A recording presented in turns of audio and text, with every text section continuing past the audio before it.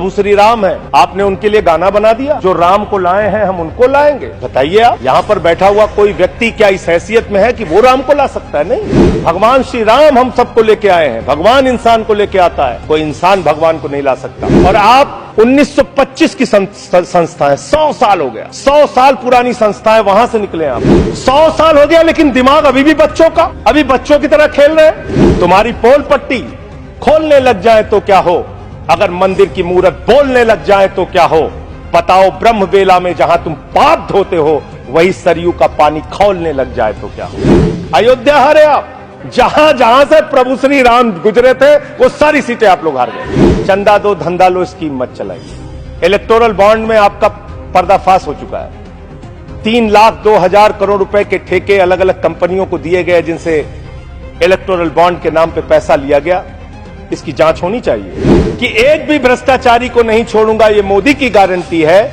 सारे भ्रष्टाचारियों को बीजेपी में शामिल करूंगा, ये प्रधानमंत्री की गारंटी है। ये गारंटी है आपकी। हम आ भी भरते हैं तो हो जाते हैं बदनाम, और वो कत्ल भी करते हैं तो चर्चा नहीं होता। आप लोग सबको गालियां देने लगते हैं। लोकतंत्र में अच्छी चीज नहीं मानो। कभी मुसलमानों को गाली दो, कभी सिखों को गाली दो, कभी ईसाइयों को गाली दो। इस चुनाव में हमने देखा भारत के प्रधानमंत्री बड़े अफसोस के साथ कहना पड़ रहा है, कभी मुगल पे बात करते हैं, कभी मटन पे बात करते हैं, कभी मदरसा पे बात करते हैं, कभी मछली पे बात करते हैं। और हद तो तब हो गई जब देश के प्रधानमंत्री मुजरा जैसे शब्द का इस्तेमाल करते हैं। शर्म आती है, दुनिया के सबसे बड़े लोकतंत्र के प्रधानमंत्री ऐसी भाषा का इस्तेमाल कर रहे हैं। भारत के प्रधानमंत्री महंगाई पे बात नहीं करते महोदया, बेरोजगारी पे बात नहीं करते महोदया, किसानी पे बात नहीं करते। इस देश के अंदर अग्निवीर योजना के कारण भारत की सीमा को कमजोर करने का आपने काम किया, उस पे बात नहीं करते।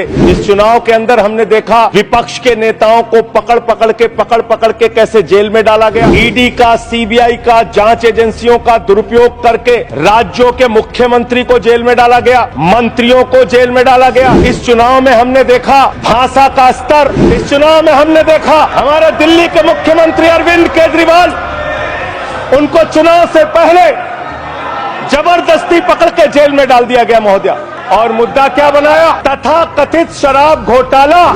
आज मैं आपके सामने इस सदन में बताना चाहता हूं महोदया, शराब घोटाला किसने किया, ये जानकारी पूरे देश को होनी चाहिए।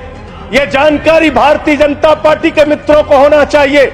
ये भारतीय जनता पार्टी के नेता, देश के प्रधानमंत्री को भी होना चाहिए।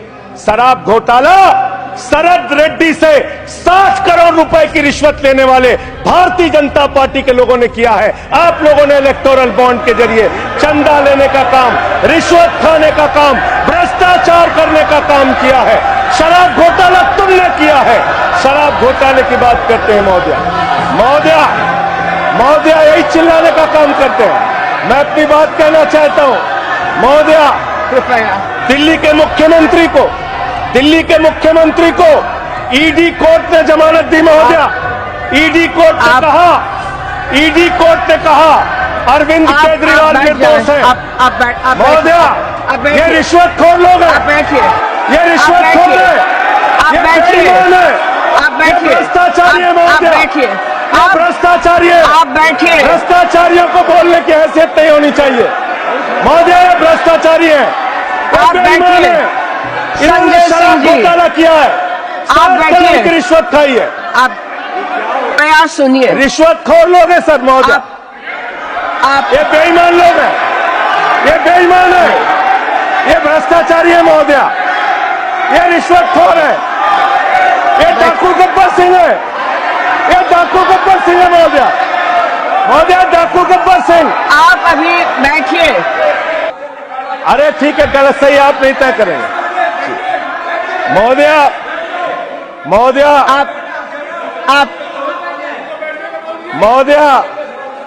भाजपा के मित्र हमारे नाराज हो गए महोदया। सच सुनने के बाद नाराजगी होती है महोदया।